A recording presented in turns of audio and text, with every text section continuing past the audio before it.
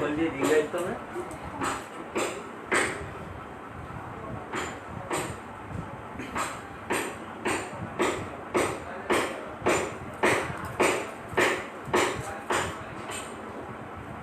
শিক্ষার্থী, কৃষি বিশ্ববিদ্যালয় কলেজ কর্তৃক আয়োজিত অনলাইন ক্লাস ও সলভ প্রোগ্রামে আজকের হিসাব বিজ্ঞান ক্লাসে তোমাদের সবাইকে স্বাগতম জানাচ্ছি। আমরা আমাদের বিগত ক্লাসে তোমাদের সাথে যৌথ মূলধনী কোম্পানির মূলধন নিয়ে আলোচনা করেছিলাম। আজকে আমরা নতুন একটি চ্যাপ্টার নিয়ে আলোচনা করব। যৌথ মূলধনী কোম্পানির মূলধন যে অধ্যায়টি আমরা আলোচনা করেছিলাম, তোমাদেরকে বলেছিলাম যে এই অধ্যায়টি খুব সহজ একটি অধ্যায় এবং খুব ছোট্ট একটি অধ্যায়। এর আওতা বা ক্ষেত্র সেটাও খুব ছোট ছিল, বিধায় তোমরা খুব সহজেই এই প্রশ্নটি যদি তোমাদের পরীক্ষায় আসে তাহলে আনসার করতে পারবে এবং সময় সাশ্রয়ী হবে একদিকে, পাশাপাশি হচ্ছে নির্ভুলভাবে আনসার করতে পারবে তোমরা ওই অধ্যায়টি। এই জন্য তোমাদের সাথে আমি বারবার বলেছি যে ওই অধ্যায়টি খুব গুরুত্ব সহকারে দেখবে এবং অবশ্যই যে কয়েকটি অঙ্ক বইতে রয়েছে প্রায় সবগুলো অঙ্ক একই রকম, সেগুলো অবশ্যই তোমরা বাসায় করে ফেলবে নিজেরা হাতে কলমে। আগেও অনেকবার বলেছি, আবারও বলছি যে হিসাব বিজ্ঞান যেহেতু একটি ম্যাথমেটিক্যাল সাবজেক্ট, এক্ষেত্রে প্র্যাকটিসের কিন্তু কোনো বিকল্প নেই। তোমাদেরকে অবশ্যই অনুশীলন করতে হবে বেশি বেশি করে। প্রত্যেকটি অধ্যায় শেষে যে প্রশ্ন দেওয়া থাকে, আমরা দেখেছি যে আমাদের হিসাব বিজ্ঞান বইয়ের যে মূলত সাইজ আমাদের যেটুকু থাকে অনেকটা বড়, সেটা এর কারণ হচ্ছে প্রত্যেকটি অধ্যায় শেষ হওয়ার পরই সেখান থেকে প্রায় 1.5 থেকে 200 এমসিকিউ কোশ্চেন দেওয়া থাকে, পাশাপাশি 40 থেকে 50টি সৃজনশীল প্রশ্ন সেখানে দেওয়া থাকে। তো এই এতগুলো প্রশ্ন দেওয়ার পেছনে যে মূল কারণটি সেটি হচ্ছে যে অনুশীলন। তোমরা যেন তার থেকে মিনিমাম 50% কাজও যদি করো তাহলে তোমাদের জন্য সেটি পারফেক্ট হয়ে যাবে। তো তোমরা সহজেই সেটি আনসার করতে পারবে। একটা প্রশ্ন আমরা যখন দেখি বইতে প্রত্যেকটি অধ্যায় শেষে অনুশীলনীগুলো বা সমস্যা, সেগুলো আমরা দেখব যে প্রায় 20টা উদ্দীপক যদি সেখানে থাকে, সেই 20টা উদ্দীপকই কিন্তু প্রায় একই রকম, অর্থাৎ সেখানে 90% আইটেম কিন্তু কমন থাকে, 10% আইটেম ভেরি করে, কিছু নতুন নতুন আইটেম ইনক্লুড থাকে। তাহলে আমরা যখন 10টি প্রশ্ন উদ্দীপক নিয়ে যখন আমরা কাজ করব, আমরা যখন অনুশীলন করব, তখন কিন্তু একটি আইটেম 10 বার আমাদের করা হয়ে যায়। আর সেই কারণে আমাদের ওই আইটেমটি এত ভালোভাবে আয়ত্ত হয় যে আমরা সেটি পরবর্তীতে খুব সহজে আনসার করতে পারি, তাতে আমাদের কোনো ধরনের প্রবলেম হয় না। তো সেই জন্যই আমরা যেটি করব যে আমাদের এখানে যেই চ্যাপ্টারের শেষে যে প্রশ্নগুলো দেওয়া থাকে সেটা বোর্ড স্ট্যান্ডার্ড অনুযায়ী আমরা যে কোশ্চেনগুলো আছে সেই কোশ্চেনগুলোকে আমরা ভালোভাবে দেখব। কারণ হচ্ছে যে পরীক্ষায় আসার মতো যে প্রশ্নগুলো সেগুলো সম্পর্কে ধারণা নেওয়াটা হচ্ছে সবচেয়ে গুরুত্বপূর্ণ। কারণ সেই প্রশ্নের প্যাটার্নটা, বোর্ডের যে কোশ্চেন প্যাটার্ন, সেই কোশ্চেন প্যাটার্ন অনুযায়ী যদি আমরা স্টাডি করি তাহলে কিন্তু আমাদের জন্য কাজটা অনেক সহজ হবে। অর্থাৎ অনেক কিছু দেওয়া থাকে অনেক বইতে। তোমরা জানো যে মার্কেটে যে বইগুলো থাকে বিভিন্ন রাইটারের, সেই বইগুলো লেখার সময় কিন্তু একটা কম্পিটিশন কাজ করে, একটা প্রতিযোগিতা যে কার বইতে কত বেশি তথ্য আসলে আছে। তো সেই বেশি তথ্য দিতে গিয়ে অনেক সময় দেখা যায় যে অনেক অপ্রাসঙ্গিক বা খুব বেশি প্রয়োজন নেই আমাদের বোর্ডের যে কোশ্চেন প্যাটার্ন বা স্ট্যান্ডার্ড, সেটিকে আমরা অনেক ক্ষেত্রেই দেখা যায় যে অনেকটা এটা ছাড়িয়ে যায়, যেগুলো আসলে আমাদের জন্য হয়তো বা ততটা ইম্পর্টেন্ট। কাজেই আমাদেরকে হিসাব বিজ্ঞানের ক্ষেত্রে একটু কৌশলী হতে হবে এবং সিলেক্টিভ হতে হবে। আমরা যেই কাজটি করবো, যেই চ্যাপ্টারটি আমরা ভালোভাবে করব, সেই চ্যাপ্টার থেকে কী ধরনের প্রশ্ন হয় বোর্ডে সেটি কিন্তু অবশ্যই আগে আমাদের জেনে নিতে হবে। তো সেই জেনে নেওয়া থেকেই কিন্তু আমাদের কাজটা অনেকটা ছোট হয়ে যায়, ক্ষুদ্র হয়ে যায়। আমরা তখন সহজেই সেটি আনসার করতে পারি এবং আমরা একটা ধারণা নিতে পারি যে আসলে কতটুকু কাজ আমাদের না করলেই নয় এবং কোন কোন টপিকসগুলো বা কোন কোন জায়গাগুলো আমাদের জন্য বেশি ইম্পর্টেন্ট আমরা সেই সম্পর্কে ধারণা নিতে পারি। আমি এই জন্যই বলেছি তোমাদেরকে যে প্রত্যেকটি চ্যাপ্টার যখন আমরা করব তখন আমাদের কিন্তু এই প্রত্যেকটা চ্যাপ্টারের মধ্যে যে ইম্পর্টেন্ট যে কিওয়ার্ডস বলি আমরা বা যে আইটেম যেগুলো ইম্পর্টেন্ট আইটেম যেগুলো পরীক্ষায় বিগত 10 বছর 15 বছর ধরে আসছে, হ্যাঁ আমরা সেগুলো অবশ্যই বেশি প্রায়োরিটি দেবো, আগে আমরা সেই কাজগুলো করবো।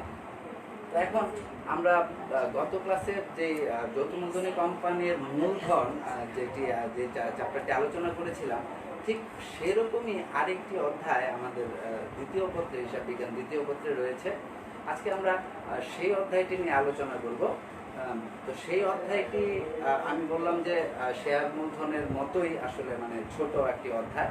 আমরা চাইলে একটি ক্লাসেই কিন্তু ওই অধ্যায় সম্পর্কে খুব ভালো একটি আইডিয়া নিতে পারবো যদি আমরা মনোযোগী থাকি এবং আমরা যদি আন্তরিক থাকি। তাহলে আমরা এই চ্যাপ্টারটি কমপ্লিট করে ফেলতে পারলে, দেখো আমাদের আগের যে চ্যাপ্টারটি ছিল যেটি লাস্ট আমরা প্রিভিয়াস ক্লাসে আলোচনা করলাম, সেখান থেকে 10 নম্বর নিশ্চিত হবে আমাদের। পাশাপাশি এখন আমরা আজকে যে চ্যাপ্টারটি আলোচনা করব সেখান থেকে আমরা আরও 10 নম্বর কিন্তু নিশ্চিত করতে পারবো। তাহলে অল্প সময়ে কম পরিশ্রমে যদি আমরা সহজ একটি চ্যাপ্টার শিখতে পারি, তাহলে পরীক্ষার হলে আনসার করতে গেলে কিন্তু আমার যে সময় স্বল্পতার যে ব্যাপারটি থাকে হিসাব বিজ্ঞানের ক্ষেত্রে, সেই প্রতিবন্ধকতা থেকেও কিন্তু আমরা কিছুটা হলেও মুক্তি পেতে পারবো।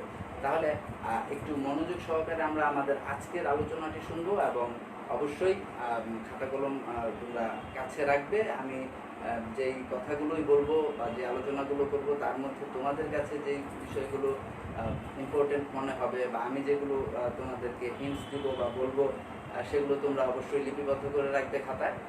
পরবর্তীতে তোমাদের জন্য এটি সহজ হবে। আর তোমরা জানো যে আমাদের অনলাইন ক্লাসের যে বড় সুবিধা বা ফ্যাসিলিটিস, যে এই ক্লাসটি একবার হয়ে যাওয়ার পর যেহেতু এটি তোমাদের ফেসবুকে বা আমাদের ওই পেজে যেহেতু এই ক্লাসটি আবারও থেকে যাচ্ছে, তো তোমরা পরবর্তীতে কোনো জায়গায় যদি বোঝার একটু ঘাটতি থাকে বা কমতি থাকে, তাহলে আবারও সেটা রিপিট করে তোমরা দেখে নিতে পারবে। তো এই জন্য আমরা চেষ্টা করব আজকে খুব সহজভাবে এই চ্যাপ্টারটি তোমাদের কাছে উপস্থাপন করার এবং আশা করব যে তোমরাও খুব সহজেই এটি বুঝতে পারবে। তো আমাদের আজকের চ্যাপ্টারটির নাম আমি আগেই বলবো না, আমি আগে এই চ্যাপ্টারের যে মূল শব্দগুলো আছে, কিছু কিওয়ার্ডস আছে, সেই কিওয়ার্ডস নিয়ে আলোচনা করব। আশা করব যে তোমরা সেই কিওয়ার্ডস নিয়ে আলোচনা করার সময় বুঝে যাবে যে আসলে আজকে আমরা কোন অধ্যায়টি করবো বা কোন অধ্যায়টি করতে যাচ্ছি। যদিও আমার এখানে আসলে শিরোনামে দেয়া আছে, তারপরও আমরা আলোচনায় যাচ্ছি, আমাদের মূল আলোচনায়। যে একটি প্রতিষ্ঠানে আমরা কিছু প্রতিষ্ঠান এমন থাকে যে কেনা বেচামূলক, আমরা পণ্য ক্রয় করে আবার বিক্রয় করছি। ছোট, আমরা জানি যে বিভিন্ন ধরনের প্রতিষ্ঠান বিভিন্ন ধরনের অ্যাক্টিভিটিস পরিচালনা করে থাকে, অ্যাক্টিভিটিসের সাথে সম্পৃক্ত থাকে। খুচরা ব্যবসায়ী থাকে, পাইকারি ব্যবসায়ী থাকে, উৎপাদক থাকে। তো এই এক একজনের কার্যক্রমগুলো কিন্তু ভিন্ন ভিন্ন হয়, কিছুটা তো আলাদা আলাদা হয়। তো আমরা প্রথম পত্রে বলেছি যে এক মালিকানা কারবারের সমস্ত চ্যাপ্টার নিয়ে আলোচনা করেছি, অর্থাৎ প্রথম পত্রে যতগুলো অধ্যায় রয়েছে সবই কিন্তু এক মালিকানা কারবার। আবার দ্বিতীয় পত্রে আমরা যে অধ্যায়গুলো নিয়ে আলোচনা করি সেগুলো কিন্তু অব্যবসায়িক প্রতিষ্ঠান, অংশীদারি প্রতিষ্ঠান, যৌথ মূলধনী কোম্পানি, তো এই ধরনের প্রতিষ্ঠানগুলো নিয়ে আমরা আলোচনা করি। অর্থাৎ এর ক্ষেত্র বা আওতাটা কিন্তু একটু ব্যাপক, একটু বড় প্রথম পত্রের চাইতে দ্বিতীয় পত্র।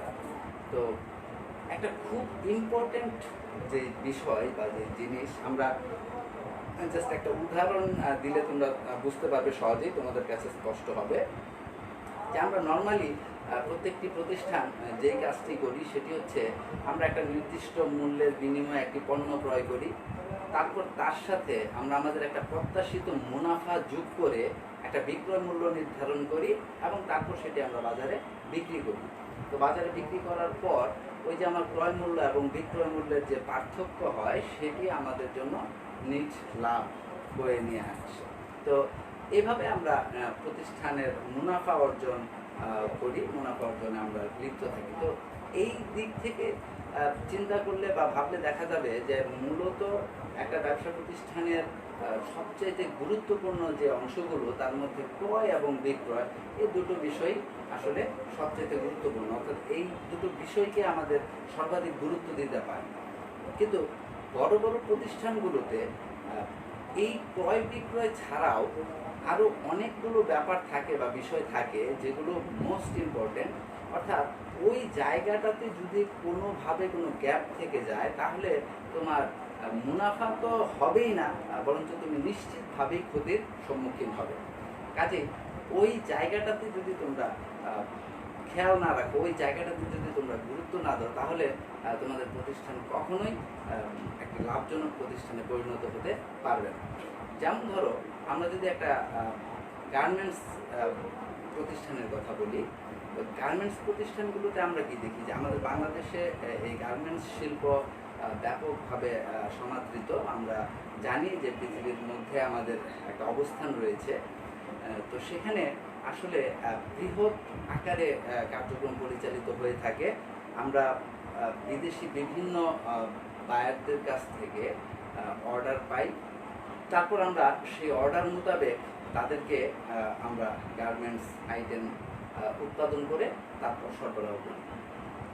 এই যে প্রক্রিয়াটি, এক্ষেত্রে তোমাদের অনেকেরই জানা আছে বা না জানা থাকলেও একটু জেনে রাখা ভালো যে আমরা বেশিরভাগ ক্ষেত্রেই আমাদের বাংলাদেশে যে গার্মেন্টস শিল্প বা গার্মেন্টস শিল্পের কথা আমরা বলি, যেটি নিয়ে আমরা গর্ববোধ করি, আসলে সেই ক্ষেত্রে ঠিক ততটা সমৃদ্ধ কিন্তু আমরা না। অ্যাকচুয়ালি যেটি হয় যে গার্মেন্টস শিল্পের যে ওভারঅল যে বিষয়টি, সামগ্রিক যে ব্যাপারটি, সেটি সম্পূর্ণ কিন্তু আমাদের এখানে আসলে সংগঠিত বা পরিচালিত হয় না। আমরা আসলে খুব ক্ষুদ্র একটা অংশ নিয়ে কাজ করি। অর্থাৎ আমাদের দেশে লেবার কস্ট যেটি, সেটি কিন্তু অনেক কম। আর এই কারণেই এই বিদেশি বায়ার যারা, তারা অ্যাক্সেসরিজগুলো বা ম্যাটেরিয়ালসগুলো বা ফেব্রিক্সগুলো, এগুলো বাইরে থেকেই কিন্তু সরবরাহ করে, অথবা অর্ডার দেওয়ার সময় বলে দেয় যে আমি এই ফেব্রিক্স দিয়ে আমি এতগুলো শার্ট চাই বা এতগুলো আমি প্যান্ট চাই। তো এই ফেব্রিক্সটা আমরা অমুক দেশ থেকে নিয়ে আসতে হবে। অর্থাৎ ইনস্ট্রাকশন থাকবে যে ফ্যাব্রিক্সটা আসবে ওই দেশ থেকে, বোতামটা আসবে ওই দেশ থেকে, ওই বোতামটাই দিতে হবে। অর্থাৎ এইভাবে তারা স্পেসিফাই করে দিবে যে এই এই অ্যাক্সেসরিজগুলো দিতে হবে এই জায়গা থেকে। তো আমাদের কাছ কি, আমরা সেই সবগুলোকে সমন্বয় করে আসলে শেষ পর্যন্ত সেলাইয়ের কাজটা করি। সেই সেলাইয়ের কাজটা করার পর আমরা তাদেরকে সেটা আবার সরবরাহ করি। তো বেশিরভাগ ক্ষেত্রে এটা, তবে বর্তমান সময়ে বাংলাদেশে অনেকগুলো বড় বড় গার্মেন্টস প্রতিষ্ঠান রয়েছে যেগুলো কিনা সরাসরি তারা তাদের ম্যাটেরিয়াল বা তাদের অ্যাক্সেসরিজ দিয়েই আমাদের গার্মেন্টস যে আইটেমগুলো সেগুলো ডেলিভারি করছে। তো এই জায়গাটায় আমরা দেখেছি যে গার্মেন্টসের ক্ষেত্রে যেটি হয় যে যখন একটা বায়ার অর্ডার করে, যে ধরো 1000 পিস শার্ট সে অর্ডার করেছে, তো 1000 পিস শার্ট যখন সে অর্ডার করবে, তখন এই 1000 পিস শার্টের যে ফ্যাব্রিক, সেই ফ্যাব্রিক্সটা কিন্তু তোমাকে নিয়ে আসতে হবে একবারে। তো একবারে 1000 পিস শার্টের ফ্যাব্রিক তুমি নিয়ে এলেও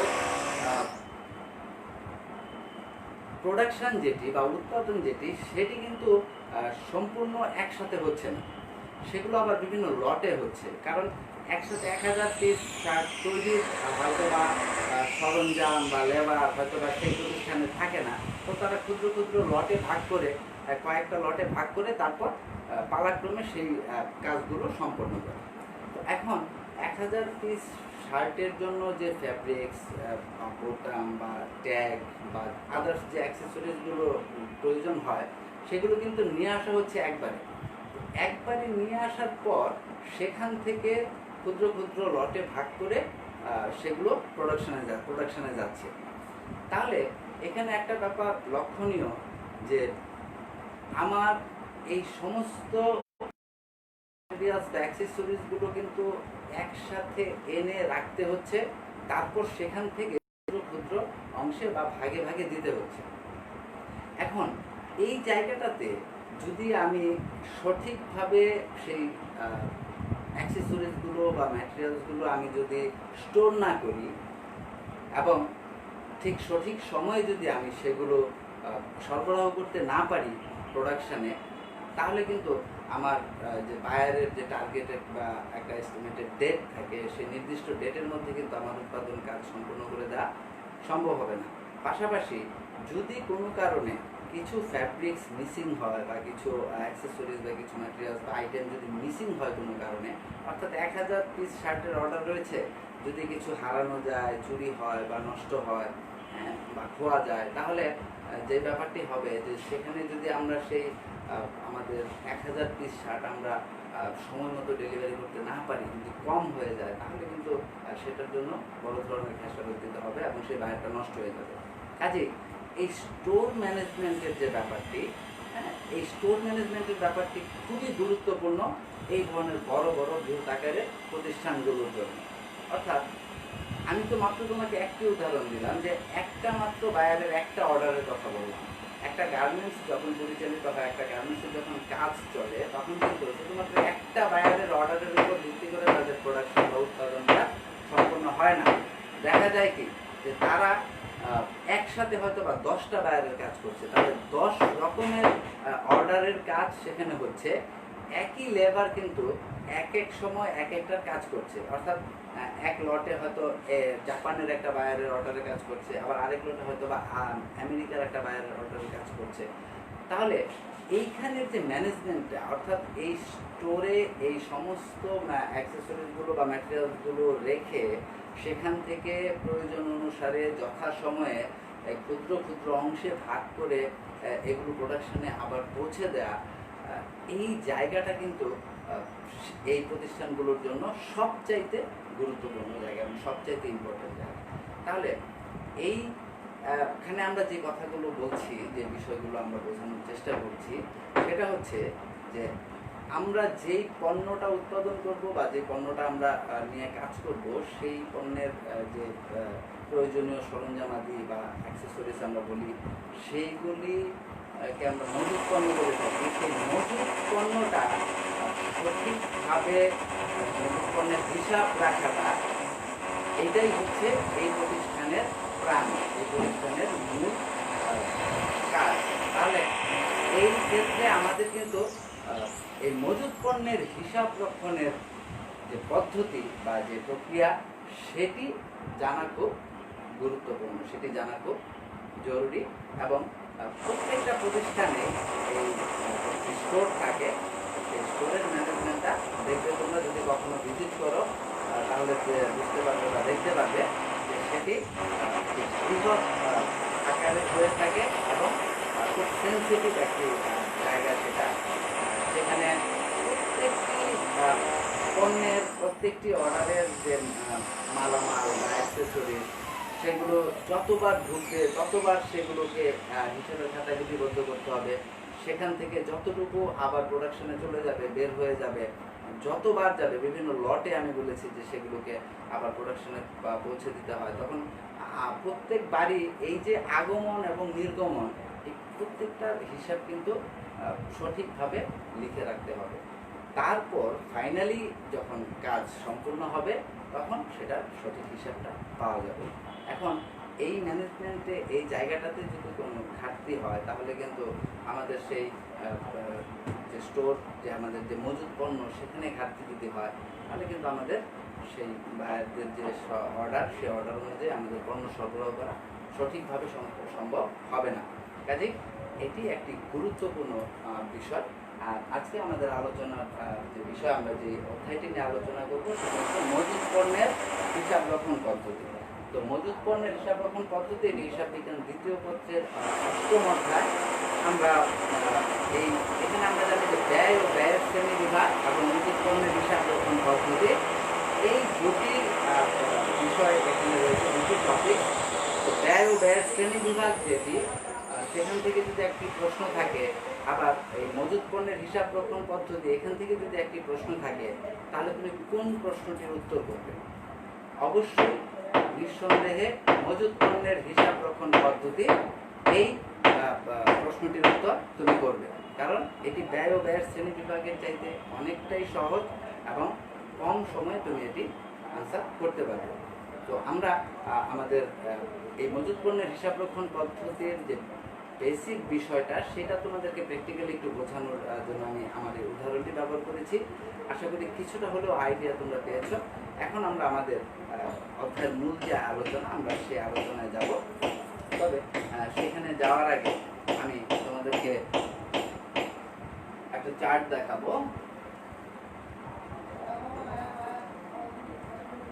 দেখো এখানে এই মজুত পণ্যের হিসাব রক্ষণ পদ্ধতির যে অধ্যায়টি, সেখানে কিছু কিওয়ার্ডস বা মূল শব্দ রয়েছে।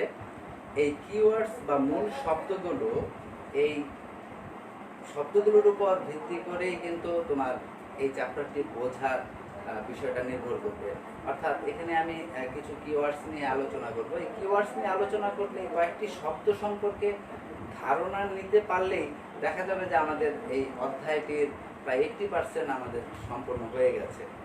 কাজেই আমরা এই বিষয়গুলো কিন্তু খুব গুরুত্ব সহকারে দেব। আমরা জানি যে আমাদের প্রত্যেকটি অধ্যায়ের শুরুতেই কিন্তু একটি শিখন ফল দেওয়া থাকে, যে আমরা এই অধ্যায় থেকে আসলে কি কি শিখব।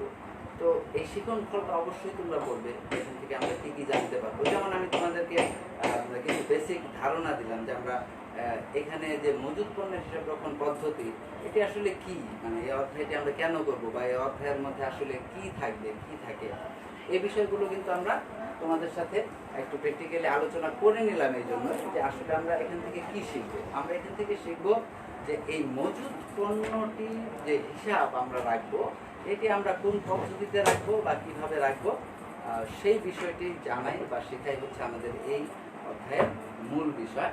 তো এই বিষয়টা জানার জন্য, এই পদ্ধতিগুলো জানার জন্য আমাদের এর সাথে সম্পৃক্ত কিছু মূল শব্দ বা কিওয়ার্ডস জানতে হবে। সেই কিওয়ার্ডসের মধ্যে তোমরা দেখো, প্রথমেই আমি যেটি বললাম, যেটি আলোচনা হচ্ছিল, এখানে আমি প্রথমেই লিখেছি মাল খতিয়ান। এই মাল খতিয়ান মানে হচ্ছে যে পণ্যের খতিয়ান, অর্থাৎ ইংরেজিতে যাকে বলে স্টোর লেজার। স্টোর লেজার, আমি একটু আগে তোমাদের সাথে স্টোরের কথা বলছিলাম, অর্থাৎ পণ্যগুলো যেখানে মজুদ থাকে সেটিকে আমরা স্টোর বলি।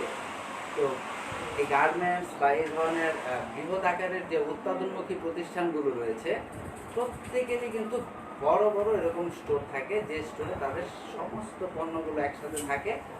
সেখানে ক্যাটাগরি করে রাখা হয়, সমজাতীয় পণ্যগুলোকে হয়তো একসাথে রাখা হয়, বা ভিন্ন ভিন্ন অর্ডার পণ্যগুলোকে আলাদা আলাদা করে ক্যাটাগরি অনুযায়ী সাজিয়ে রাখা হয়। তো সেই স্টোর লেজার বা মাল খতিয়ান আমরা যেটি বলছিলাম একটু আগে, যে একটি প্রতিষ্ঠানের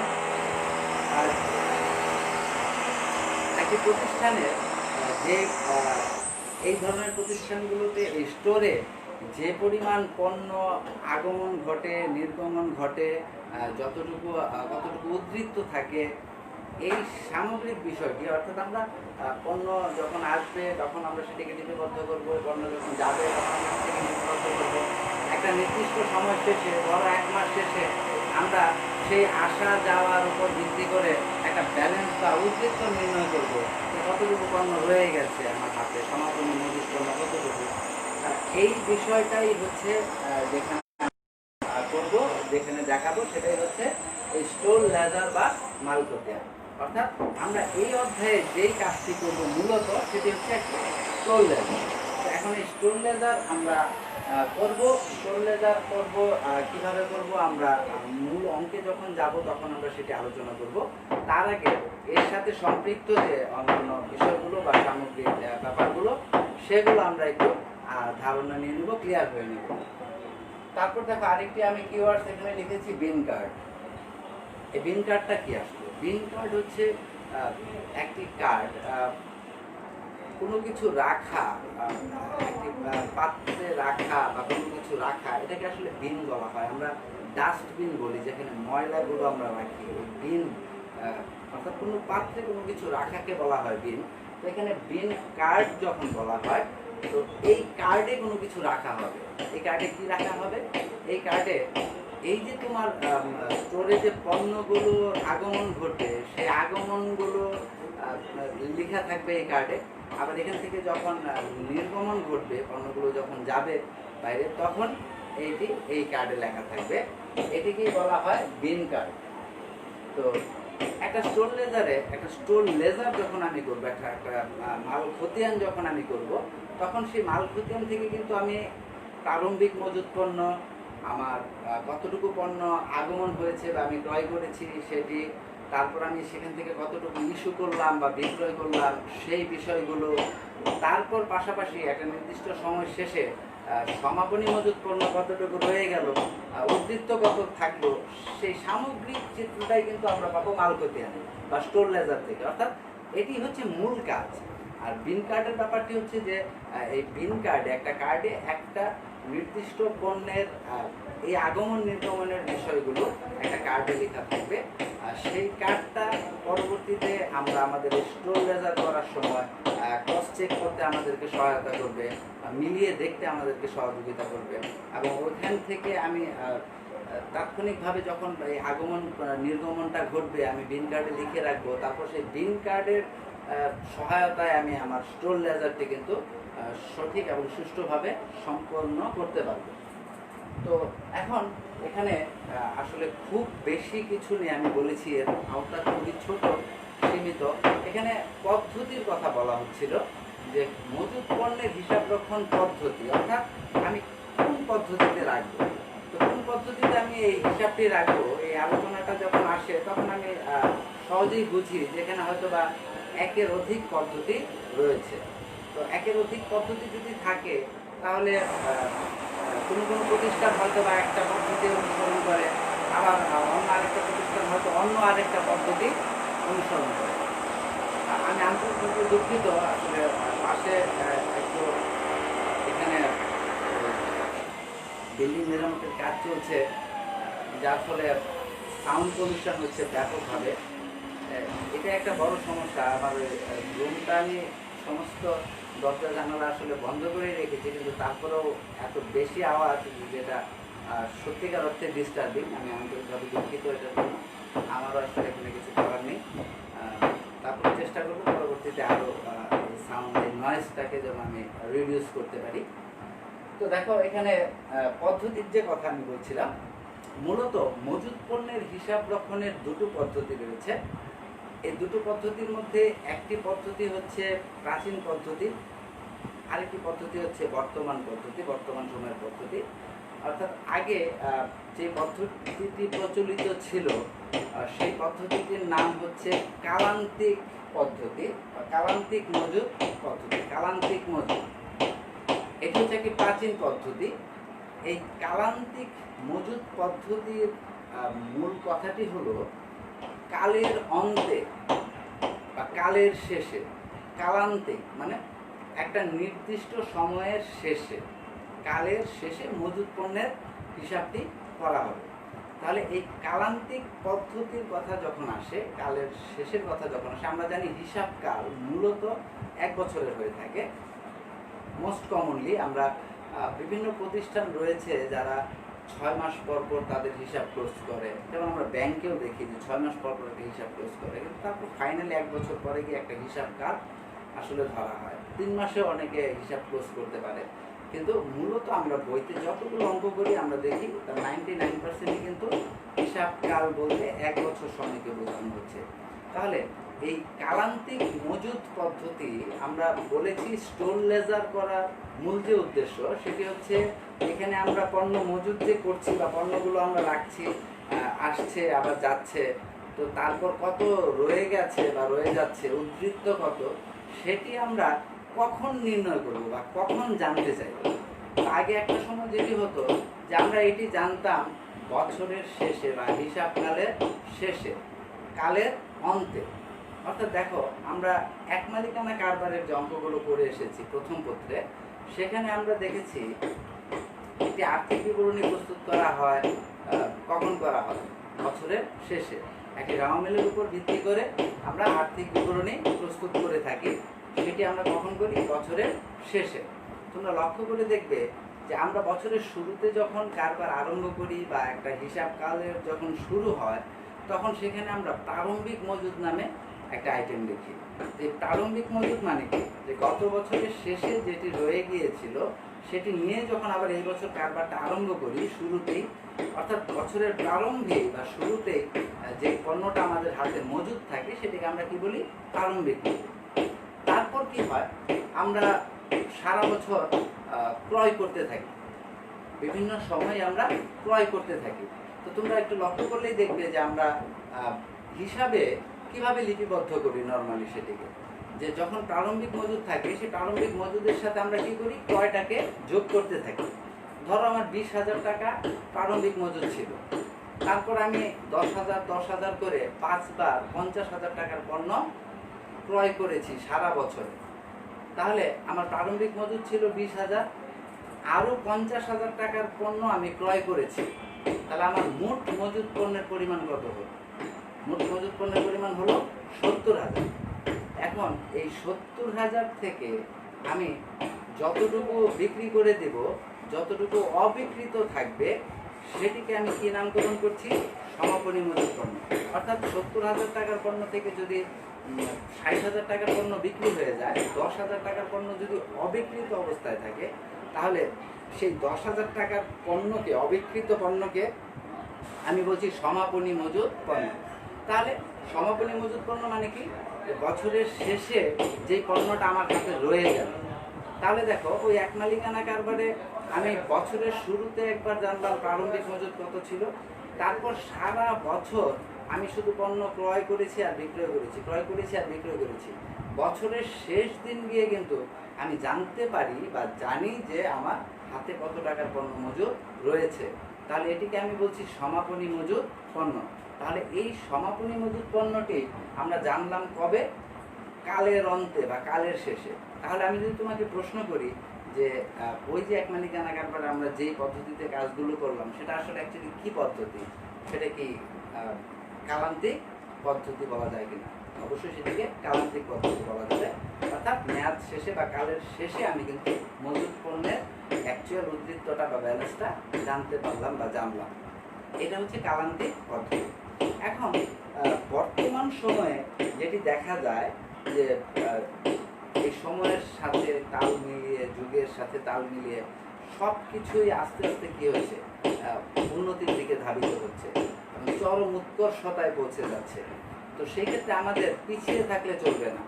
যত নিয়ম, যত কানুন, যত রীতি নীতি সব কিছুই কিন্তু মডিফাই হচ্ছে। অর্থাৎ প্রয়োজন সাপেক্ষে আমাদের এই প্রযুক্তির সাথে, তথ্যের সাথে সম্পৃক্ত রেখে বা সামঞ্জস্য রেখে আমাদেরকে কি হচ্ছে? প্রতিনিয়ত কিন্তু আপডেট করতে হচ্ছে সমস্ত কিছু।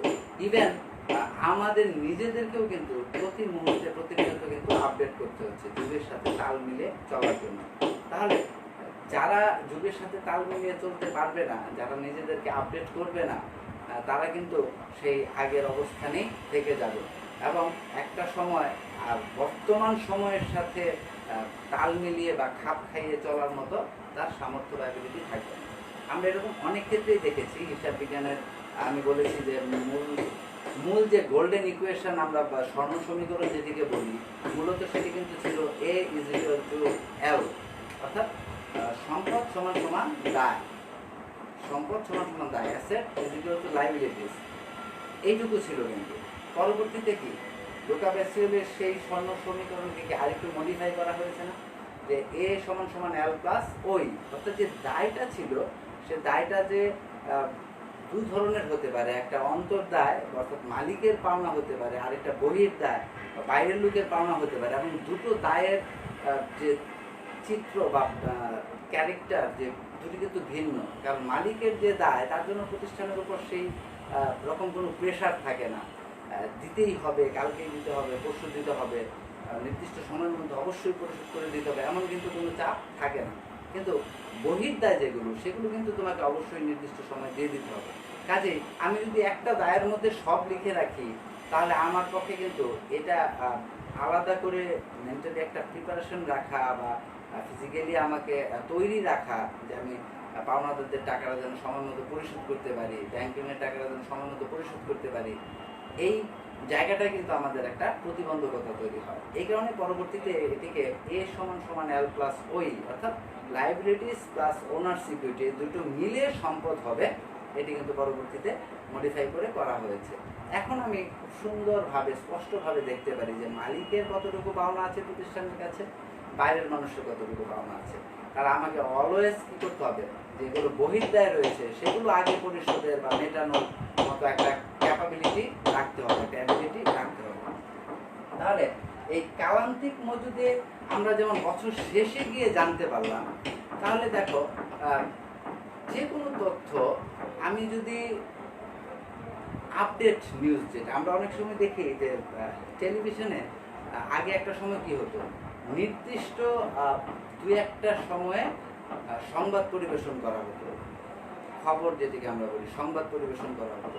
ধর 8টার সংবাদ, 10টার সংবাদ, এর মাঝখানে কিন্তু আর কোনো সংবাদ ছিল না। 8টায় আবার 2 ঘন্টা পরে ধরো 10টা, আবার সারাদিন এরকম অনেকটা সময় গ্যাপ দিয়ে দিয়ে সংবাদ পরিবেশিত হতো। তো যারা সচেতন নাগরিক তারা সেই সংবাদ দেখার জন্য সেই নির্দিষ্ট সময় টিভির সামনে বসে থাকবে। তো আস্তে আস্তে ওটার মধ্যে দেখো আর আরো নতুন বেশ কিছু বিষয় সংযোজিত হয়েছে। সেটি কি? সেটি হচ্ছে ব্রেকিং নিউজ। দেখা যাচ্ছে আমরা সংবাদ তো হবেই একটা নির্দিষ্ট সময়ে, তারপর নিচে স্ক্রল করে বা রোলিংয়ে কি হচ্ছে, আমাদেরকে নিউজ দিচ্ছে, আপডেট নিউজ। অর্থাৎ আমি তাৎক্ষণিকভাবে কোনো ঘটনা ঘটছে, আমি তাৎক্ষণিকভাবেই জানতে পারছি।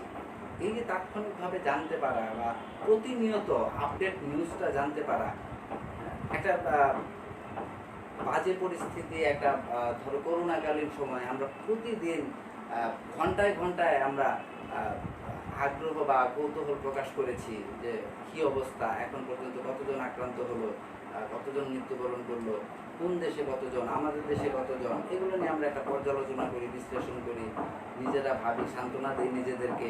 তো এই যে প্রতিনিয়ত আপডেটটা জানতে পারার কারণে আমরা কিন্তু প্রতিনিয়ত নিজেদেরকে প্রস্তুত রাখতে পারি সেই সিচুয়েশনের সাথে সংগ্রাম করে বা যুদ্ধ করে টিকে থাকার বা সচেতন থাকা, সাবধান থাকা। তো একইভাবে আমরা যদি বছরের শেষে কোনো তথ্য না জেনে আমরা যদি প্রতিদিনই সেই তথ্যটা জানতে পারি বা আমাদের নলেজের যদি সেটা প্রতিনিয়তই থাকে, তাহলে কি আমাদের জন্য আরেকটু বেশি সুবিধা হবে। তো এই প্রতিনিয়ত নলেজে রাখা যে আমার এখন মজুদ পণ্য কত রয়েছে, আবার পণ্য কিনলাম, সাথে সাথে আবার আমার নলেজে থাকা যে এখন তাহলে কত হলো, আবার কিছু ইস্যু করলাম বা বিক্রয় করলাম, আবার আমাদের নলেজে থাকলো যে আবার কতটুকু রয়েছে। যদি জানতে পারি তাতে ক্ষতি কি, এবং বরঞ্চ এটাতে আরো বেশি লাভ, আমরা প্রিপারেশন রাখতে পারবো, আমাদের ভবিষ্যৎ পরিকল্পনা করতে গেলে এটি আমাদেরকে অনেক বেশি সহায়তা করবে। সেই স্বার্থে বা সেই কারণে পরবর্তীতে যেটি হয়েছে, বর্তমান সময়ে নিত্য মজুদ বা অবিরত মজুদ পদ্ধতি নামে একটি পদ্ধতির উদ্ভাবন হয়েছে। নিত্য মজুদ বা অবিরত মজুদ। এই নিত্য মজুদ বা অবিরত মজুদের ব্যাপারটি হচ্ছে যে আমি প্রতিদিনই মজুদের পরিমাণটা জানবো। প্রত্যেক দিন বা প্রত্যেকটা ট্রানজাকশন হওয়ার পরে, প্রত্যেকটা ইভেন্ট, ইকোনমিক ইভেন্ট সংগঠিত হওয়ার সাথে সাথে, অর্থাৎ ক্রয়, পারচেজ বা সেলস আমরা যাই করি না কেন, আমার কত মজুদ রয়েছে আমি তাৎক্ষণিক সাথে সাথে সেটি জানবো। তো এই পদ্ধতিটি অনেক বেশি কার্যকরী এবং জনপ্রিয় এবং এটি অনেক বেশি সহায়ক। এই জন্যই বর্তমান সময়ে প্রায় সকল প্রতিষ্ঠান এই নিত্য মজুদ বা অবিরত মজুদ পদ্ধতিতে কী করে, তোমার মালপতিয়ান বা স্টোর লেজার প্রস্তুত করে থাকে, যে ব্যালেন্সটা সাথে সাথে জানা। আমরা লক্ষ্য করলে দেখবো যে আমাদের খতিয়ান বা লেজার যেটি আমরা করেছি, আমরা জানি যে লেজ, ইংরেজি লেজ শব্দ থেকে লেজার শব্দটি এসেছে। লেজ শব্দের অর্থ হচ্ছে সেলফ বা তাক। তো খতিয়ানে যেমন তাকের মতো করে, সেলফে সাজানোর মতো করে সমজাতীয় হিসাবগুলোকে আলাদা আলাদা বাক্সবন্দি করা হয়, ওই জন্য এটার নাম হয়েছে লেজার বা খতিয়ান। এটি আমাদের আগে যে প্রাচীন যে পদ্ধতিটি বা প্রচলিত যে পদ্ধতিটি ছিল, যে টি ছকটি ছিল, সেই টি ছকে আমরা কি করতাম, খতিয়ানের আইটেমগুলোকে লিখতাম, অর্থাৎ জাবেদা থেকে আমরা খতিয়ানে স্থানান্তর করতাম, হ্যাঁ, লিখতে থাকতাম আমরা 1 তারিখ 2 তারিখ এভাবে আমরা 30 তারিখ পর্যন্ত 31 তারিখ পর্যন্ত লিখে যেতাম। তারপর মাসের শেষে গিয়ে আমরা সেটার একটা ব্যালেন্স নির্ণয় করতাম। তাহলে ধরো আমি যদি নগদানের খতিয়ান প্রস্তুত করি, ক্যাশ লেজার যদি আমি করি নগদানের খতিয়ান প্রস্তুত, তাহলে সেক্ষেত্রে কী হবে, যে নগদ টাকা আসছে যাচ্ছে আসছে যাচ্ছে, এভাবে হাতে নগদ কত রয়েছে বা ব্যালেন্স, ক্যাশ ব্যালেন্স কত রয়েছে আমার, সেটা কিন্তু আমি জানতে পারবো কবে, 1 মাস পরে, যখন আমি সেই লেজারটির ব্যালেন্স নির্ণয় করব। এখন তুমি দেখো চিন্তা করে যে যদি 1 মাস পরে আমি জানতে পারি আমার হাতে নগদ ব্যালেন্স কত রয়েছে, সেটি বেশি ইফেক্টিভ হবে প্রতিষ্ঠানের জন্য, নাকি প্রতিনিয়ত জানতে পারা যে আমার হাতে নগদ কত রয়েছে, কোনটি বেশি ইফেক্টিভ বা কোনটি বেশি প্রয়োজন? অবশ্যই ক্যাশ লেজার আমরা যেটি করি, যে আমাদের খতিয়ান যেটি আমরা করি ক্যাশ, আমরা যদি আধুনিক বা চলমান যে ছকে করি, তাহলে আমরা কি করি, সেখানে আমরা কিন্তু প্রতিনিয়ত প্রতিটা লেনদেন লেখার সাথে সাথে আমরা কি ব্যালেন্স নির্ণয় করি। তাহলে আমাদের কি হচ্ছে, প্রত্যেকটা হিসাব আমরা লেখার সাথে সাথেই আমাদের ব্যালেন্সটা জানতে পারছি। অর্থাৎ 1 তারিখে হাতে নগদ কত আছে আমরা জানলাম, 5 তারিখে আরেকটা যদি ঘটনা ঘটে নগদে, তাহলে 5 তারিখে এখন কত আছে সেটি আমরা জানলাম। অলওয়েজ আপডেট থাকা এবং এই যে নগদ কত রয়েছে সেটি জানতে পারা, সবসময় নলেজে থাকা, সেটি যদি থাকে তাহলে আমরা কি যে কোনো ধরনের সিদ্ধান্ত নিতে পারবো ভবিষ্যতে। আমাদের যদি পণ্য কিনতে হয়, যদি পণ্যের ক্রাইসিস তৈরি হয়, যদি অধিক পরিমাণে পণ্য ক্রয় করতে হয়, তাহলে অবশ্যই আমাদের ক্যাশ কত রয়েছে বা ব্যাংকে কত রয়েছে সেগুলো জানতে হবে। সো মোট কথা হচ্ছে যে চলমান যে ছক বা আমরা যে অবিরত মজুদের কথা বললাম, এই নিত্য বা মজুদ বা অবিরত মজুদ, এটি অবশ্যই অনেক বেশি ইফেক্টিভ। ঠিক একইভাবে ওই চলমান যে ছকের মতো এখানে আমরা কি করব, কালান্তিক মজুদের চাইতে নিত্য মজুদ বা অবিরত মজুদ পদ্ধতিতে আমরা কাজগুলো করব। তাহলে আমরা ধরে নাও যে আমার প্রতিষ্ঠানে প্রারম্ভিক যে মজুদ রয়েছে সেটি ধরো রয়েছে 10 টন। তো 10 টন যদি প্রারম্ভিক মজুদ থাকে, ধরো বলা হলো যে 10 টন প্রারম্ভিক মজুদ রয়েছে, প্রতি টনের মূল্য 1000 টাকা করে। তাহলে আমি যদি একটা লেজার করি, স্টোর লেজার করি, মাল খতিয়ান করি, তাহলে আমি সেখানে প্রথমেই কি লিখবো, প্রারম্ভিক মজুদ। প্রারম্ভিক মজুদ আমি সেখানে ছক করে লিখবো যে কত টন রয়েছে, 10 টন। প্রতি এককের বা প্রতি টনের মূল্য কত, 1000। তাহলে সর্বমোট মূল্য কত, 10 টন 1000 টাকা করে 10,000 টাকা, তাহলে সর্বমোট মূল্য 10,000। এবার পাশাপাশি আমি ব্যালেন্সের জন্য একটা ঘর রাখবো।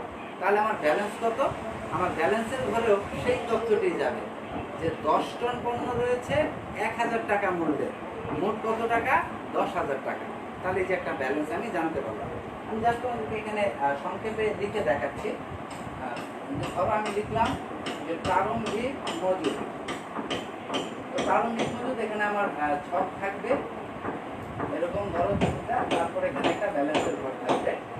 আমরা এখানে যদি লিখি যে কত টন রয়েছে, 10 টন।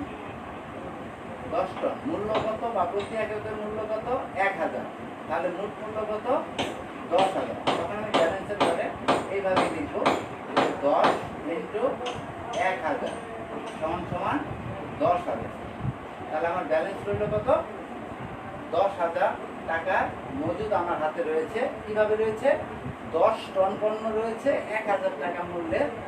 এখানেও এটাও ছকের মধ্যে থাকবে 10,000। অর্থাৎ এখানে আমরা যখন অঙ্কটি করব তখন আমরা কি করব, আগমনের জন্য একটা ঘর থাকবে, নির্গমনের বা প্রস্থানের জন্য একটা ঘর থাকবে, ব্যালেন্সের জন্য একটা ঘর থাকবে। যখনই পণ্য আসবে মজুদ হবে তখনই আমরা সেটা আগমনের ঘরে লিখব, যখনই আবার নির্গমন হবে বা চলে যাবে তখন নির্গমনের ঘরে লিখব। পাশাপাশি প্রত্যেকবারই আমরা ব্যালেন্সের ঘরে কাজ করি। অর্থাৎ ধরো এখানে আমরা যদি এভাবে দেখাই যে এখন দেখো মজুদ, আমি ছকটা এখন করছি না, এটা পরে আমি দেখাবো তোমাদেরকে, যে আমরা এখন ব্যালেন্স আমার কত রয়েছে, এটা রয়েছে ব্যালেন্স। তাহলে এটা আমার আগমনের ঘর ছিল। এখন এখানে আবার যদি পণ্য আমি ক্রয় করি, যে ধরো আমি আরো 5 টন পণ্য ক্রয় করলাম, 5 5 টন পণ্য ক্রয় করলাম আমি এবার 800 টাকা করে, তাহলে কত টাকা? 4000 টাকার পণ্য আমি ক্রয় করলাম। তাহলে এখানে 1000 টাকা করে ছিল আগের পণ্যটা, এখন যে পণ্যটা আমি ক্রয় করলাম একই পণ্য, কিন্তু আমি ক্রয় করেছি কত করে? 800 টাকা করে। তাহলে এই দুইটার মূল্য কি এক ছিল? এক ছিল না। তাহলে এক যদি না থাকে, তাহলে এইবার যখন আমি ব্যালেন্সটা লিখবো, তখন কিন্তু আমি এই দুটোকেই ব্যালেন্সের ঘরে আলাদা আলাদা দেখাবো। অর্থাৎ প্রথমে আমি লিখবো যে 10 টন ছিল 1000 টাকা মূল্যের, তাহলে কত? 10,000 টাকা। পরবর্তীতে আবার কি আসলো? 5 টন আসলো 800 টাকা মূল্যের, তাহলে কত টাকা? 4000 টাকা। এইভাবে লিখলে আমরা বুঝতে পারবো স্পষ্ট করে যে আমার দুটো মূল্যের কিন্তু আমার পণ্য ছিল, একটা ছিল 1000 টাকা মূল্যের, একটা ছিল 800 টাকা মূল্যের। আলাদা আলাদা দেখালাম, আলাদা আলাদা দেখালাম। এখন তো বললো আমাদেরকে যে কিছু পণ্য ইস্যু করে দেওয়া হলো। তাহলে ইস্যু যদি করে দেয় কিছু পণ্য, আমি বলেছি শুরুতেই যে আমাদের কিন্তু আগমন নির্গমন আলাদা আলাদা ঘর থাকবে।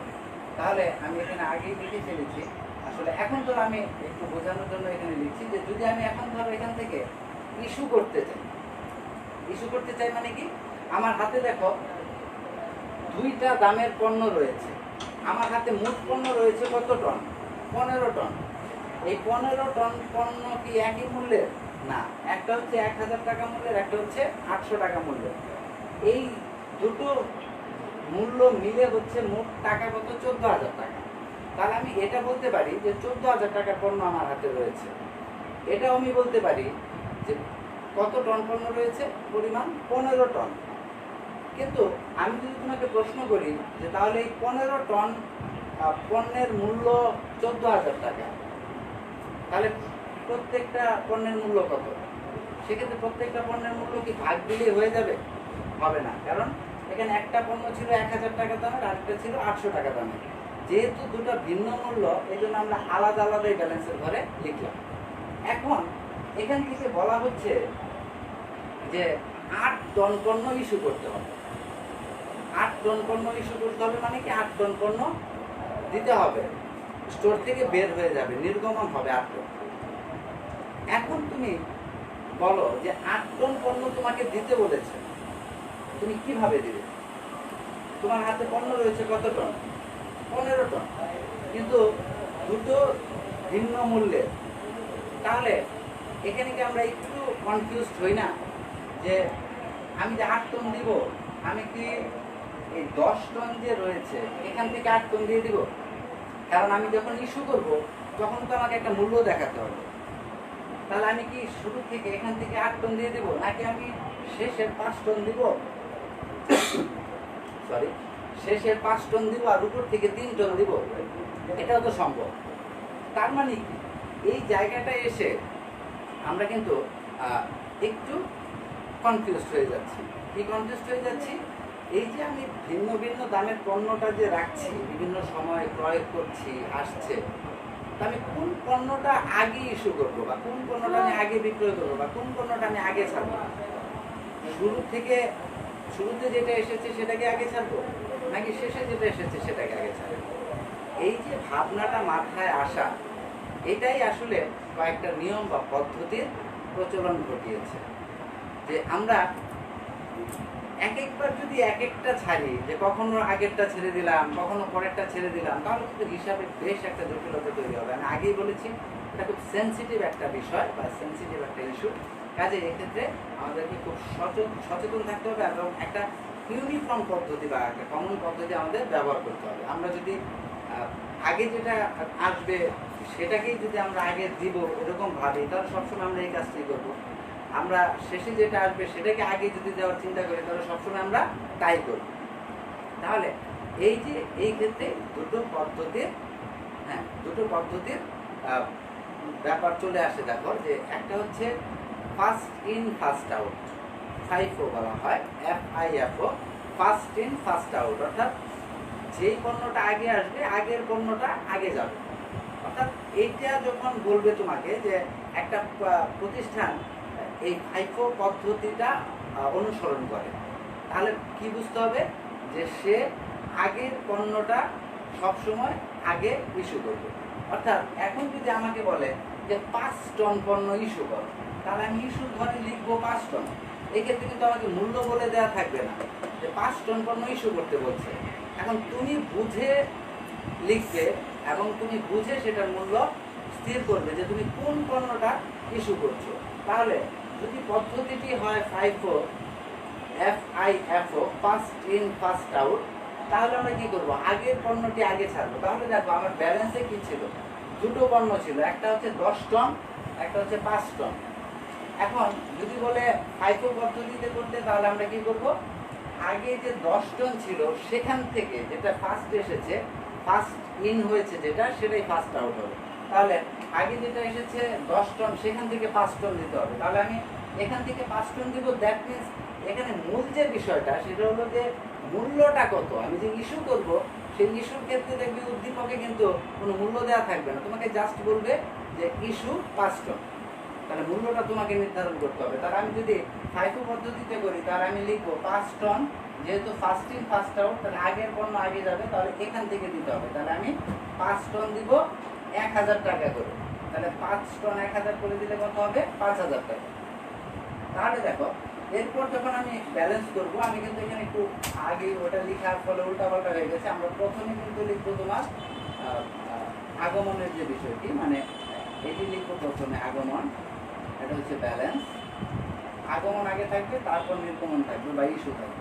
তাহলে 5 টন যদি আমরা 1000 টাকা করে দেই 5000, তাহলে দেখো এখানে ব্যালেন্সটা কি থাকছে, ব্যালেন্সটা থাকছে হচ্ছে 1000 টাকা মূল্যের যে পণ্য সেটি থাকছে কত, 5 টন। 5 টন দিয়ে দিলে আর থাকে কত, 5 টন। তাহলে 5 টন থাকছে 1000 টাকা মূল্যের, এ হচ্ছে 5000 টাকা। আর পরে যে 5 টন কিনেছিলাম সেটা তো রয়েই গেল, সেটা থাকছে 800 টাকা করে, 4000 টাকা। তাহলে এইবার আমাদের ব্যালেন্স কি দাঁড়ালো, এইটা। বুঝতে পেরেছো তোমরা আশা করি। এখন ধরো আবার বলা হচ্ছে যে 6 টন পণ্য ইস্যু করা হলো। ইস্যু করতে হবে কয় টন, 6 টন। এবার খেয়াল করে দেখো তোমার ফার্স্ট ইন হয়েছে যে পণ্যটা সেটা কয় টন, 5 টন রয়েছে। আবার লাস্টে যেটা ইন হয়েছে সেটা কয় টন, সেটাও 5 টন।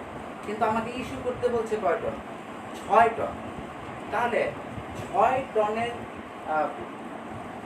পণ্য কি আছে কোনোটাতে, 6 টন দেয়া যাবে এমন পরিমাণ মজুদ কি রয়েছে কোনোটা, নেই। তাহলে আমি যদি FIFO পদ্ধতি অনুসরণ করি, তাহলে ফার্স্ট ইন ফার্স্ট আউট, তাহলে আমাকে কি করতে হবে, প্রথমে এই 5 টন দিয়ে দিতে হবে। তারপর আরো কত টন লাগবে, 1 টন লাগবে। সেই 1 টন দিব আমি এই মূল্যের, এইখান থেকে।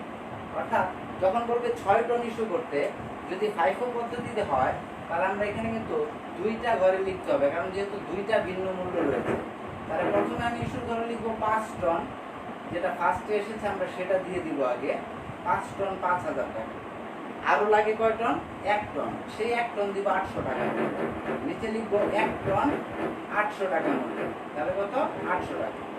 এবার দেখো ব্যালেন্স কি থাকলো, এই 5 টন তো দিয়েই দিলাম পুরোপুরি, আর এই 5 টন থেকে দিলাম কয় টন, 1 টন। তাহলে থাকলো কত, 4 টন। 4 টন কত টাকা মূল্যের থাকলো, 800 টাকা মূল্যের। তাহলে 3200। এবার ব্যালেন্স কি দাঁড়ালো, 3200। বুঝতে পেরেছো তোমরা আশা করি। এখন ধরো এখানে বলা হলো যে না, এটা LIFO পদ্ধতিতে করতে হবে, LIFO। অর্থাৎ দেখো আমি এখানে কিওয়ার্ডসে লিখেছিলাম যে FIFO, অর্থাৎ ফার্স্ট ইন ফার্স্ট আউট। মানে এটা একটা পদ্ধতি যে তুমি প্রথম যেটা আসবে, আগে যেটা আসবে সেটা আগে দিয়ে দিবে। তারপর আমরা কি লিখেছি, LIFO, অর্থাৎ লাস্ট ইন ফার্স্ট আউট, অর্থাৎ শেষে যেটা আসবে সেটা আমরা আগে দিয়ে দেব। এই যে পদ্ধতিটা ঠিক ফার্স্ট ইন ফার্স্ট আউটের বিপরীত। অর্থাৎ যখন বলবে লাস্ট ইন ফার্স্ট আউট, অর্থাৎ শেষের পণ্যটা আগে দিতে হবে। এখন দেখো আমার এখানে ব্যালেন্স ছিল এই 2টা পণ্যের, 2টা মূল্যের পণ্য ছিল, 10 টন ছিল 1000 আর 5 টন ছিল 800। এবার বলা হচ্ছে যে 5 টন পণ্য ইস্যু করা হলো। তো যদি 5 টন পণ্য FIFO পদ্ধতি বলে, তাহলে কিন্তু আমাকে 5 টন 1000 টাকা মূল্যের দিতে হবে, 5000। আবার যদি লাইফো পদ্ধতি বলে তাহলে কিন্তু 5 টন দিতে হবে কত টাকা মধ্যে 800। তাহলে এই ক্ষেত্রে দেখো আগে আমরা কি করেছি, আমরা লিখেছি 5 টন 1000 টাকা করে 5000। কিন্তু পদ্ধতিটা যখন লাইফো হয়ে গেল তখন আমরা কি লিখবো, আমরা লিখবো ইস্যুর জেলায় 5 টন কত করে 800 টাকা করে 4000। এবার কিন্তু শেষের পণ্যটাকে আমরা আগে দিয়ে দিই। তাহলে শেষের পণ্যটা আগে দিয়ে দিলে কি হলো, আমাদের লাইফো পদ্ধতি হলো। তাহলে এইটা শেষ। এখন রয়ে গেল কত, একটা ব্যালেন্স, যে 10 টন 1000 টাকা করে রয়ে গেল। তাহলে কত টাকা, 10,000 টাকা। এবার ধরো আরেকটা ক্রয় সম্পন্ন হলো, আরেকটা ক্রয় সম্পন্ন হলো কত, আবার আসলো ধরো আরো 10 টন আসলো। এবার 10 টন যে এসেছে সেটা এসেছে 500 টাকা করে। তাহলে কত টাকা হয়,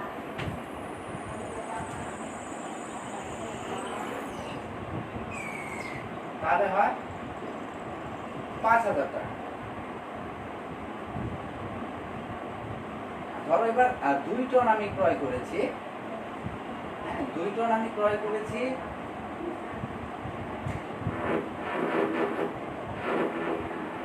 2 টন আমি ক্রয় করেছি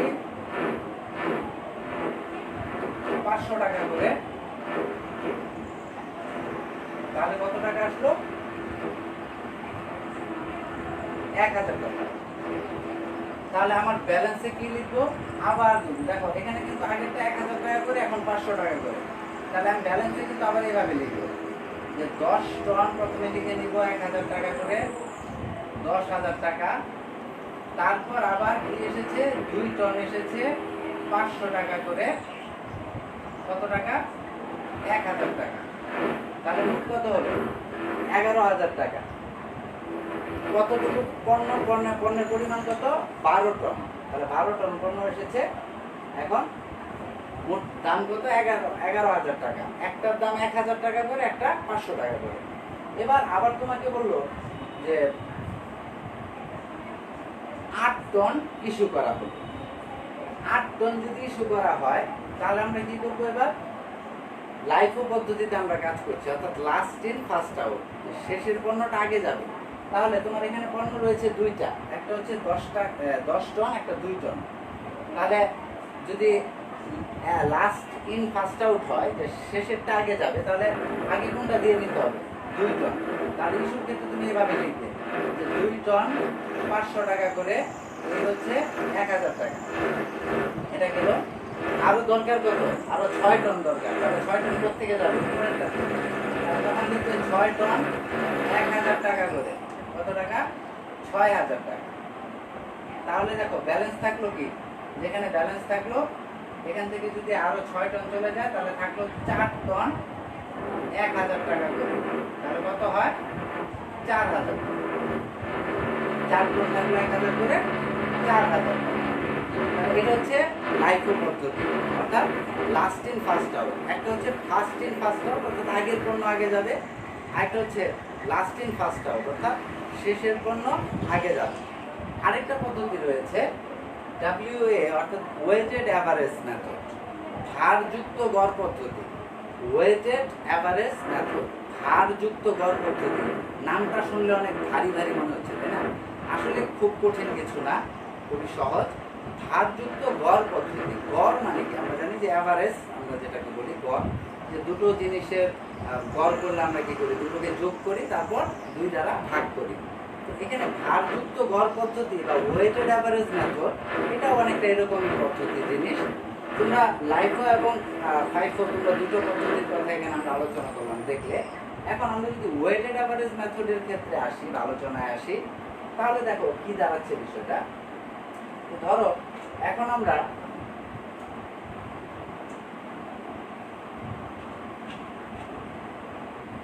পারচেস করব বা ক্রয় করব, আগমন হবে আমাদের 6 টন পণ্য নতুন করে আগমন করবে। 6 টন পণ্য আমাদের এখানে এলো। তাহলে 6 টন পণ্য যদি আমাদের এখানে আসে, তাহলে এটি অবশ্যই একটা নির্দিষ্ট মূল্যে আসবে, যে কত করে আমরা এই 6 টন পণ্য ক্রয় করছি। ধরো আমরা 500 করে ক্রয় করছি, তাহলে 500 করে ক্রয় করলে 3000 টাকা। কত হলো? 3000 টাকা। তাহলে এখন যে 3000 টাকা এলো, এই 3000 টাকা আমার যে আগমন ঘটেছে, ওয়েটেড অ্যাভারেজ মেথডের ক্ষেত্রে মনে রাখবে, আমরা যখন ব্যালেন্সটা লিখব, আমরা যখন উদ্ধৃতটা নির্ণয় করব, তখন ওই ফাইফো আর লাইফোর মতো আমরা যদি দুটো দামের ভিন্ন ভিন্ন দামের পণ্য থাকে, তাহলে সেগুলোকে এইভাবে আলাদা করে ব্যালেন্সে দেখাবো না। আমরা ব্যালেন্সটা দেখানোর সময় এই দুটো পণ্যকে একটা দামে নিয়ে আসবো, দুটো পণ্যের একটা মূল্য আমরা স্থির করব বা নির্ধারণ করব। কিভাবে নির্ধারণ করব? দেখো, আমার এখানে ব্যালেন্স কত ছিল? 4000 টাকার পণ্য ছিল। কত করে? 1000 করে। এটার মূল্য ছিল 1000 করে। কয় টন ছিল? 4 টন।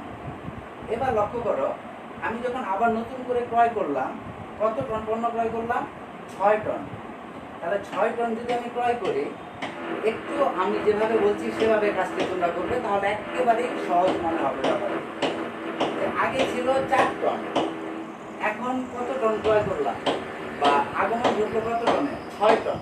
তাহলে 4 আর 6 মোট কত টন পণ্য হলো? 10 টন। তাহলে তুমি নির্দ্বিধায় ব্যালেন্সের ঘরে লিখে ফেলবে 10 টন।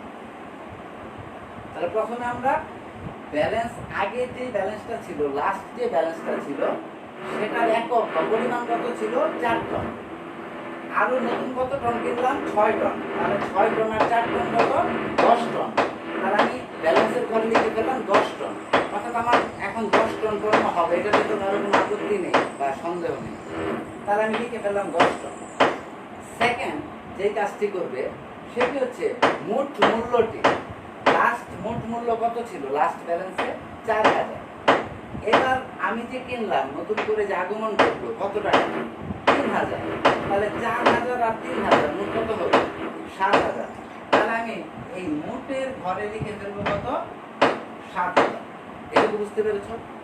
যখনই আমরা ওয়েটেড অ্যাভারেজ মেথড বা ভারযুক্ত গড় পদ্ধতিতে কাজ করব, ওই পদ্ধতিতে যখন আমরা স্টোর লেজার করব, তখন আমরা ব্যালেন্সে কখনোই ওই ভিন্ন ভিন্ন দামের পণ্য আলাদা আলাদা করে দেখাবো না। সবসময় একটা মূল্যই আমরা নির্ধারণ করে রাখবো, যেন ইস্যু করার সময় আমার কোনো ঝামেলা না থাকে, আমি ওই মূল্যেই ইস্যু করতে পারি। তাহলে যত দামি পণ্য আসুক না কেন, আমি ব্যালেন্সের ঘরে গিয়ে ওটাকে একটা মূল্যে নিয়ে আসবো। তাহলে দেখো কিভাবে আনছি আমরা। আগে কত টন পণ্য ছিল? 4 টন। নতুন কত টন এসেছে? 6 টন। তাহলে মোট একক কত? 10 টন। আমরা লিখে ফেললাম। আগে কত টাকার পণ্য ছিল? 4000 টাকা। এখন কত টাকার পণ্য এসেছে? 3000। 4 আর 3 কত? 7000। তাহলে মোট 7000 টাকার পণ্য, লিখে ফেললাম 7000 টাকার পণ্য। এবার আমি যদি 7000কে, এখন কি দাঁড়ালো বিষয়টা, যে আমার হাতে কত টাকা মূল্যের পণ্য রয়েছে? মোট 7000। এই 7000 টাকা মূল্যের যে পণ্য রয়েছে, এখানে কত একক পণ্য রয়েছে, মানে মোট পণ্যের পরিমাণ কতগুলো? 10 টন। তাহলে 10 টন পণ্যের দাম যদি 7000 টাকা হয়, তাহলে আমি যদি 7000কে 10 দিয়ে ভাগ দিই, তাহলে কি 1 টন পণ্যের দাম নির্ণয় হবে না? তাহলে আমরা এখানে সেই কাজটি করব। আমরা মোট মূল্যটা লিখবো, মোট পরিমাণটা লিখবো, তারপর মোট মূল্যকে এই পরিমাণ দ্বারা ভাগ করব। তাহলে 7000কে 10 দিয়ে ভাগ করলে কত হয়? 700। তাহলে এই জায়গাটা লক্ষ্য করো যে আমরা কি করলাম, এই যে একটা পণ্যের দাম ছিল কত?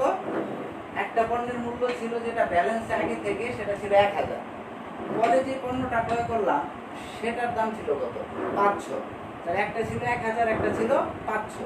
তাহলে আমরা ফাইফো বা লাইফো মেথডে বা পদ্ধতিতে যদি কাজটি করতাম, তাহলে কিন্তু ব্যালেন্সের ঘরে এই আলাদা আলাদা করে দুটো পণ্যই লিখতাম। অর্থাৎ আমরা ব্যালেন্সের ঘরে এইভাবেই লিখতাম যে 4 একক বা 4 টন পণ্য 1000 করে 4000, আবার লিখতাম 6 টন 500 করে 3000। কিন্তু অ্যাভারেজ মেথডের ক্ষেত্রে আমরা কি করেছি, আগের যে ব্যালেন্সটা ছিল 4 টন, সেই 4 টনের সাথে 6 টন যুক্ত হয়েছে, মোট 10 টন লিখে ফেলেছি। আগে 4000 টাকার ছিল, আরো 3000 যুক্ত হয়েছে মোট মূল্যে, সেই মোট মূল্যটা লিখে ফেলেছি। এবার মোট মূল্যকে আমরা মোট একক দ্বারা ভাগ দিয়েছি, তখন আমার একক প্রতি মূল্য কত বের হয়ে গেছে 700। অর্থাৎ এখানে আমরা কি করেছি, এই যে দুটো ভিন্ন মূল্যের যে পণ্য ছিল সেটাকে আমরা একটা অ্যাভারেজ করে ফেলেছি এই পদ্ধতিটা। এখন আমার হাতে ব্যালেন্স কি আছে, তাহলে 10 টন পণ্য রয়েছে, 700 টাকা করে 7000 টাকা। এবার যদি আমাকে ইস্যু করতে বলে, ধরো বলা হলো যে ইস্যু 4 টন, তাহলে ইস্যু 4 টন হলে আমি ইস্যু ঘরে লিখবো 4, কত করে মূল্য 700, তাহলে আমি মূল্যের ঘরে লিখবো 700, মোট মূল্য কত হবে 2800। ক্লিয়ার? একটা ক্লাসে আমরা তো আসলে সম্পূর্ণ জিনিস শিখে ফেলতে পারবো না, কিন্তু আমি ইচ্ছে করে আমার আরও কিন্তু এখানে বেসিক কিছু আলোচনা রয়েছে, যেমন কিওয়ার্ডগুলো শেষ হয়নি, এখানে এফওবি, শিপিং পয়েন্ট, এগুলো ছোটো ছোটো বিষয়। এগুলো আমি এই জন্য লিখেছি, অঙ্কের ক্ষেত্রে এটা খুব বেশি কাজে না আসলেও এমসিকিউর জন্য কিন্তু এই চ্যাপ্টারটি খুবই গুরুত্বপূর্ণ। এবং এই জিনিসগুলো, এই ইনফরমেশনগুলো জেনে রাখা অ্যাকাউন্টিংয়ের একজন স্টুডেন্ট হিসাবে অবশ্যই বাঞ্ছনীয়। এগুলো তোমার স্ট্যান্ডার্ড বৃদ্ধি করবে এবং তোমার তুমি যে আসলেই একজন আদর্শ স্টুডেন্ট অ্যাকাউন্টিংয়ের সেটা নিশ্চিত করবে তোমার এই ইনফরমেশন জানা না জানা। তাহলে এগুলো কিছু না, এফওবি শিপিং পয়েন্ট মানে হচ্ছে freight on board. Freight on board মানে হচ্ছে বিক্রেতা যে পণ্য বিক্রি করবে সে পণ্যটাকে জাহাজ পর্যন্ত পৌঁছে দেবে। FOB shipping point, shipping point মানে যেখান থেকে শিপমেন্ট হবে, জাহাজ থেকে পণ্যটা যাবে, বিক্রেতার দায়িত্ব হচ্ছে যখন কোনো পণ্য বিক্রয়ের ক্ষেত্রে এই কন্ডিশন দেওয়া থাকবে যে এফওবি শিপিং পয়েন্ট, তার মানে বুঝতে হবে যে বিক্রেতার নিজ খরচে এটাকে শিপিং পয়েন্ট বা জাহাজ পর্যন্ত পৌঁছে দিতে হবে। আবার আরেকটা হচ্ছে FOB destination. Freight on board destination মানে কি, একেবারে ক্রেতার গন্তব্যস্থলে পৌঁছে দিবে, অর্থাৎ বাড়িতে গিয়ে পৌঁছে দিয়ে আসতে হবে। এটা হচ্ছে এফওবি ডেস্টিনেশন। আরেকটা হচ্ছে CIF, cost of freight and insurance. এই ক্ষেত্রে বিক্রেতা ওই তোমার ইন্স্যুরেন্স, বিমা সহ পরিবহন সমস্ত কিছুর দায়িত্ব নেবে। এই তিনটা জিনিস মনে রাখবে, FOB shipping point, FOB destination, CIF cost of freight and insurance. মানে এক্ষেত্রে বিমা, পরিবহন সমস্ত কিছুর দায়িত্বই বিক্রেতা বহন করবে। তো এখন এই যে বিষয়টা, এখানে কিন্তু আমাদের আলোচনা আরও কিছু ব্যাপার রয়েছে। যেমন ধরো আমি এখানে দেখো মজুত পণ্যের হিসাব রক্ষণের প্রয়োজনীয় কিছু সূত্রসমূহ লিখেছি, যেগুলো কিনা আমরা নেক্সট ক্লাসে আলোচনা করব। এখানে 10টার মতো সূত্র রয়েছে। 10টা সূত্রের পরে আমি এখানে একটা সৃজনশীল উদ্দীপকও তৈরি করে রেখেছি, কিন্তু সেই জায়গায় যেতে হলে আমাদেরকে আগে কি করতে হবে, ছোট ছোট বিষয়গুলো, ক্ষুদ্র ক্ষুদ্র বিষয়গুলো বুঝতে হবে। এখন টেকনিক দুটো হতে পারে, একটা হচ্ছে আগে ছোট ছোট বিষয়গুলো বুঝে নিয়ে তারপর অঙ্কে চলে যাওয়া, আরেকটা হচ্ছে অঙ্ক করতে করতে ছোট ছোট বিষয়গুলো বুঝে ফেলা। এখন আমি তোমাদের সাথে বেসিক আলোচনা করার সময় সেই যে ছোট ছোট বিষয়গুলো, এগুলো ফাঁকে ফাঁকে আলোচনা করে ফেলেছি, এবং এই অঙ্কটা বুঝে নেওয়া সেটা খুব সহজ বিষয়। অর্থাৎ ওই বিষয়গুলো ছাড়াও তুমি চাইলে সরাসরি অঙ্কের আলোচনায় গিয়েও এই অঙ্কটা বুঝতে পারবে, এতটাই সহজ। এই কারণে তোমাকে এই সম্পর্কে একটু আইডিয়া দিয়ে রাখলাম। কেউ যদি আজকের এই অংশটুকু 10%ও বুঝে থাকো, তাহলে মনে রাখবা এটাই এনাফ।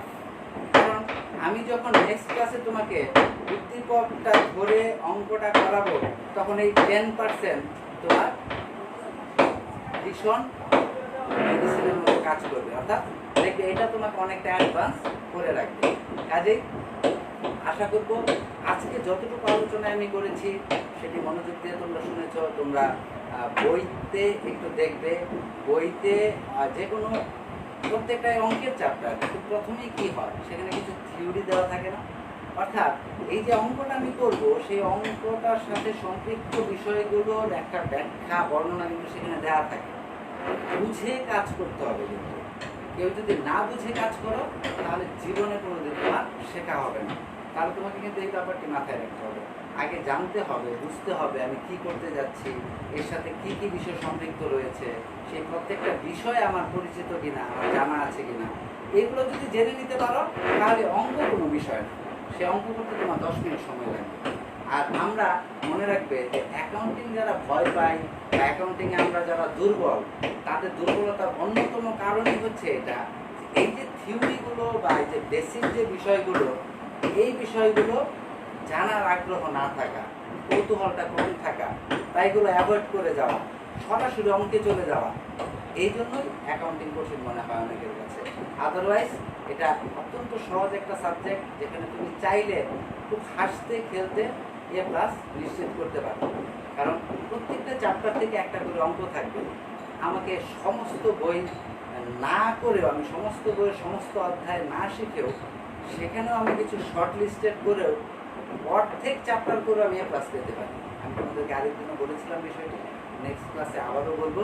তোমরা নেক্সট ক্লাসে একটা চমৎকার প্রিপারেশন নিয়ে বসবে, যেন আমরা নেক্সট ক্লাসে এই চ্যাপ্টারটি খুব সুন্দরভাবে সহজ এবং বোধগম্য করে শেষ করে দিতে পারি।